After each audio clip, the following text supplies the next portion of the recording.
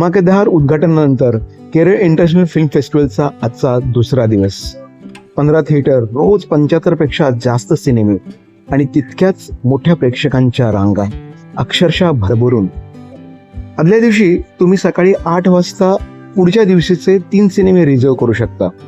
जे रिझर्वेशन तुम्हाला करता आलेले नाहीत ते सिनेमे तुम्ही रांगेत उभे राहून पाहण्याची पण सोय आहे आणि हीच खरे फेस्टिवलची मजा आहे.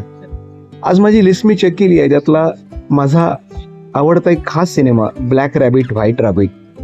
आंतरराष्ट्रीय पातळीवर गाजलेला हा सिनेमा आज इथे मला पाहायला मिळणार आहे. मी एंटर झालेलो आहे, सिनेमा थिएटरमध्ये स्कॅन झालेला आहे. To the category of international competition, we screened the film Black Rabbit, White Rabbit, directed by Shahram Mukhri. Duration of the film is 139 minutes.